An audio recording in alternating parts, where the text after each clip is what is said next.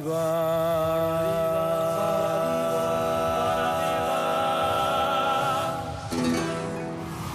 wordt een sprookjeshuwelijk.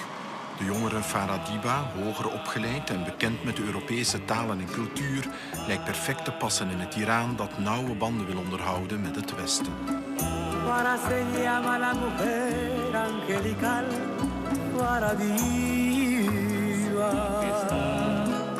J'avais ce sentiment que ce contact est important dans beaucoup de domaines pour l'Iran.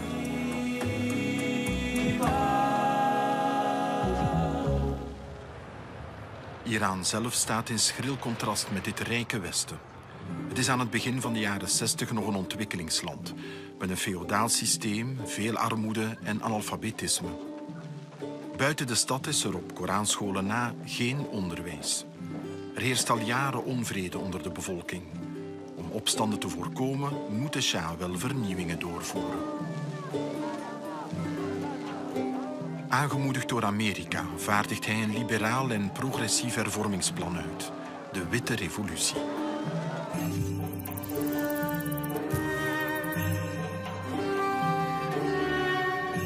D'où est venue en fait cette idée de cette révolution blanche? Il fallait faire quelque chose. Enfin, moi-même, j'avais été dans mon enfance, dans les villages. À ce moment-là, c'était encore les féodaux. Et j'entendais que vraiment les agriculteurs ou les paysans, comme on le disait, ils étaient traités n'importe comment par les féodaux, comme si c'était leur domestique. Et la Révolution blanche, pour moi, vraiment, j'ai senti que les bases d'une société juste a été créée. Parce que, d'abord, la réforme agraire, la fin du féodalisme.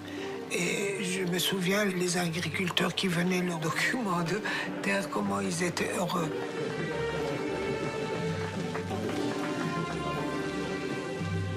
Et puis, la liberté des femmes, ce qui était très important parce que il y avait 3 groupes qui n'avaient pas le droit de voter, d'être élus. C'était les militaires, les handicapés mentaux et les femmes. Et puis, il y avait des femmes, disons, même à ce moment-là, qui étaient actives dans des domaines sociaux. Et donner ce droit égal aux femmes, c'était très important. Et puis aussi, il y avait l'armée du savoir. Het analfabetisme, het gebrek aan onderwijs, hebben altijd de vooruitgang en de ontwikkeling van de plattelandsbevolking tegengehouden. In Iran is het origineel aangepakt. Wie middelbaar onderwijs genoten heeft en bij het leger moet, krijgt een opleiding van 4 maanden, wordt sergeant en gaat zijn hele diensttijd lesgeven in een dorpje. Het initiatief is van de Shah zelf. Est-ce que vous considérez que ces réformes, que c'était déjà le bon moment? Je veux dire que la nation était prête pour ces réformes ou peut-être qu'une partie de la nation n'était pas prête? Non, je pense qu'une grande partie de la nation était prête parce qu'une grande partie, c'était des paysans, des agriculteurs. Et puis une grande partie, c'était des femmes qui avaient souffert pendant toute leur vie. Disons même la polygamie était interdite. Nous, la population était prête. Bon, les religieux, comme vous le savez, certains n'étaient pas prêts parce que ça ne les arrangeait pas, ni la liberté des femmes, ni la réforme agraire.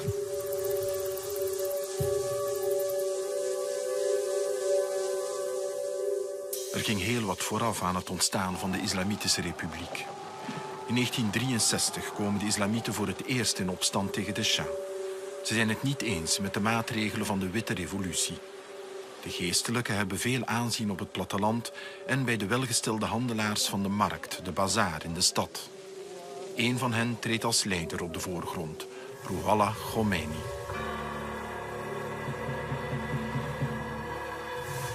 La première fois que j'ai entendu le nom de Khomeini, c'était à ce moment-là. Et beaucoup d'Iraniens aussi n'avaient pas entendu.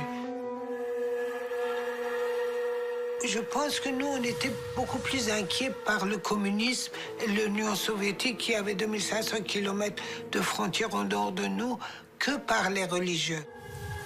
De geestelijken krijgen ook de steun van de grootgrondbezitters.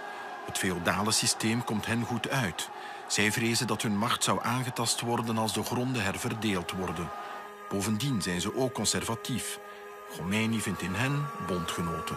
Vous savez, il y avait toujours des contacts entre le roi et les religieux. Et il y avait toujours une balance entre, disons, la monarchie et les religieux. Et il y avait des religieux qui étaient très respectés. Et le roi avait contact avec eux, où il y avait des personnes de la cour qui allaient prendre contact. Quand on allait, disons, dans les lieux saints, tous les religieux qui se pressaient pour être autour du roi, autour de moi-même pour faire des photos. Il y a même des photos. Je suis en train de leur serrer la main, ils sont en train de m'embrasser. Quelle était la place qu'occupait l'islam dans la vie du roi? C'était important, le roi était croyant. Il était vraiment croyant. Quand il y a eu ces événements de 63, et le roi a senti la réaction des religieux, bien sûr, il s'est éloigné de ce qui est normal.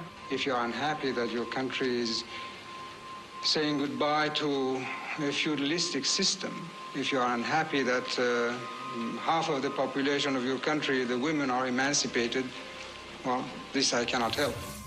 Khomeini verzet zich concreet tegen de invoering van het vrouwenkiesrecht en tegen het toelaten van niet-moslimkandidaten bij lokale verkiezingen.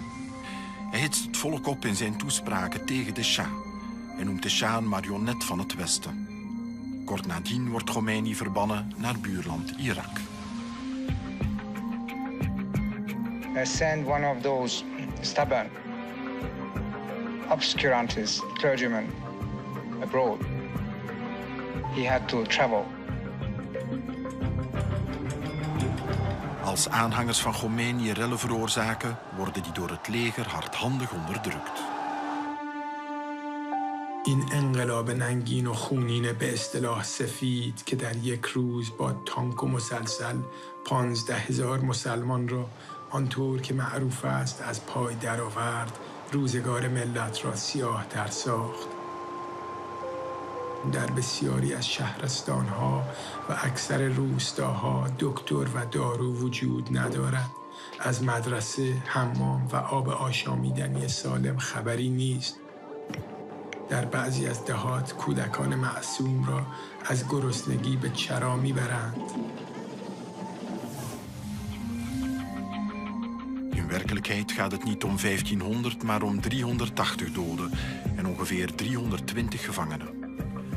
Hoewel de opstand onderdrukt raakt, legt hij wel de zwakte van de Shah bloot. De machtige geestelijken van Iran vinden een alsmaar grotere aanhang.